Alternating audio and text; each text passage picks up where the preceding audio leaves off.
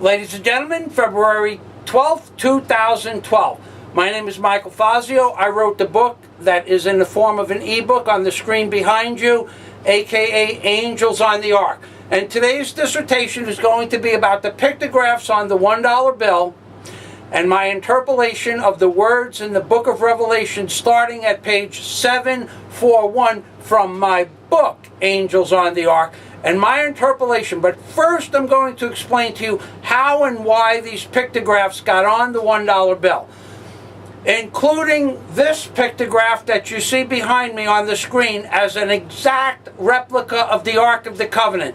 20 months and not a person has come forth to prove me wrong. It must be true. Not a so-called expert from the Vatican, aka the sissies in dresses, has come forth to prove me wrong. Nobody will debate me. Not Kevin Klein from the George Washington University. Not David Cox. Not David Icke. Not anybody who is a so-called expert on this planet will not debate me on any topic in my book. There are mistakes in my book, but they can't debate me when I tell you that this is a pictograph of the Ark of the Covenant. And here is the cover of my book, and make one cherub on one end of, and another cherub on the other end of. Even of the mercy seat shall ye make the cherubims on the two ends thereof. That's right, ladies and gentlemen, I put it on the cover. This is the most significant find in the history of the 21st century, and yet no expert, no scholar, no political figure, no newspaper reporter, no movie producer, nobody will come forward to purchase the rights for my book and make a mini-series or a book out of it, because it turns the world upside down, ladies and gentlemen. This is a picture of the Ark of the Covenant. These green filled in are the wings of the six-winged seraphim. This is an eye of the six-winged seraphim. This is another eye. The orange dots are the four eyes of the cherubim that face before and face behind.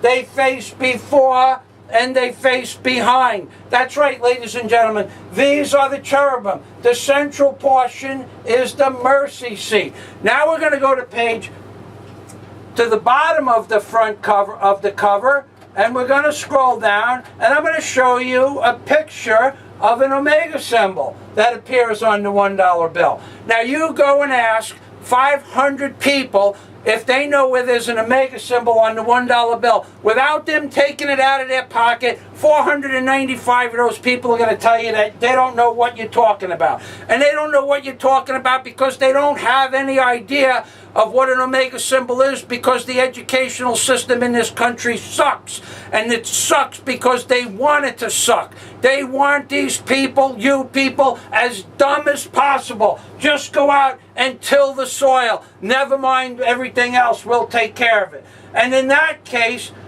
the word hoodwinked by an angel, which is the name of my channel, hoodwinked by an angel, takes perfect precedence over every other concept portrayed in my book. Because, ladies and gentlemen, you have all been hoodwinked by something most people don't even believe exists. Believe it or not, ladies and gentlemen, you have been hoodwinked by a higher power.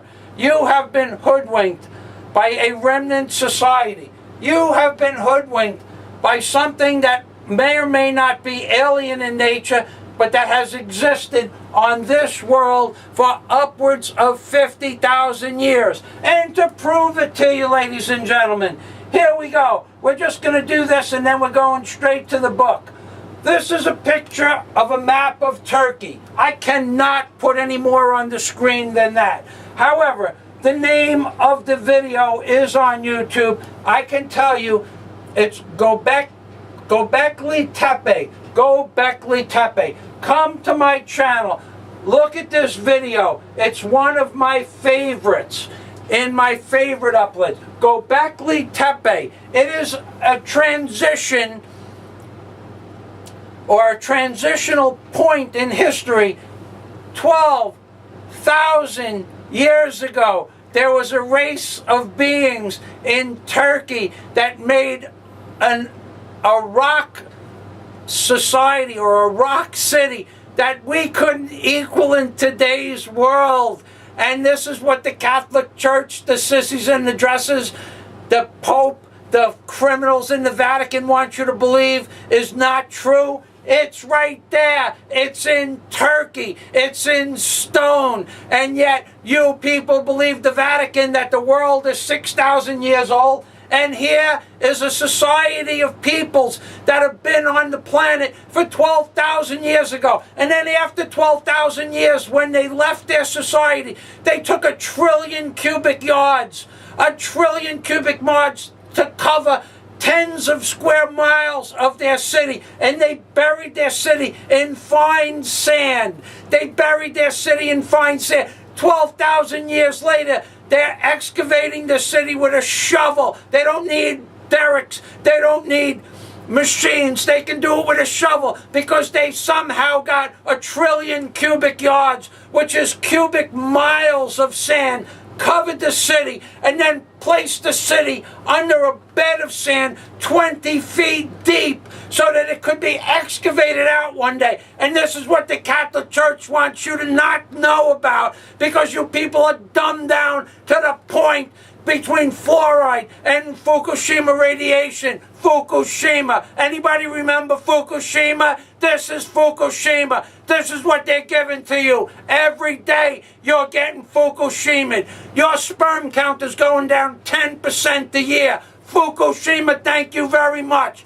This is the global annihilation of our people, of our race, of everything that we have known and grown to understand to be human. We are being Fukushima'd, ladies and gentlemen. And my book proves every word of it. I have at least 6 prophecies in the book that came true, including the 2 nuclear detonations that would occur on Obama's watch.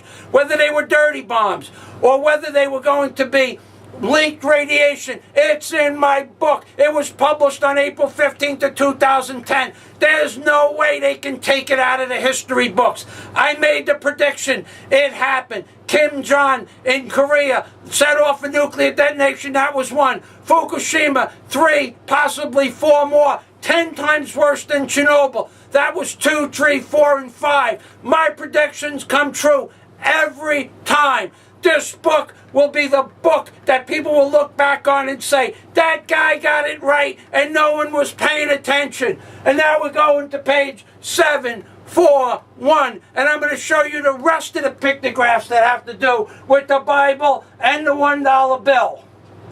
And I'm going to prove to you one way or another by going to page 741 and pressing enter into the thing. Here we are on page 741. And I'm going to zoom in on the page. And then when I zoom in on the page, I'm going to start reading. But now I'm psyched. In these pictographs, on the $1 bill we're talking about now, folks, in these pictographs are depictions of things that are as old as 550 million years, aka the Nautilus and the vampire cephalopod, to such great detail. But there is no known possible reason that this could have taken place other than it was placed here on purpose by something or someone. And it is my firm belief that what we perceive to be a God, not the God, not our God, not my God, not your God, a God has done this. Someone or something. It is my firm belief that what we perceive to be a God has done this. Of course, you will be supplied with pictures. There are 130 high-resolution pictures in my book that you can work from. And I'll show you some of them on the screen momentarily. Of course, you will be supplied with pictures, but when you will have an actual object to work with, and you, the people of the planet Earth, will find many more. Now, I'm going to show you something that you can do with my computer program, my ebook. Let's say you bring it up to 2400 resolution, 2400. What you have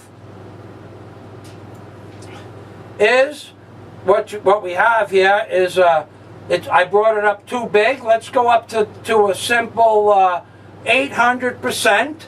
And let's go back to page 741 by placing it in the box at the top of the page.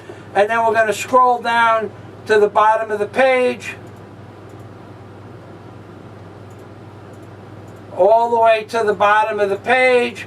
On the left-hand side is this picture.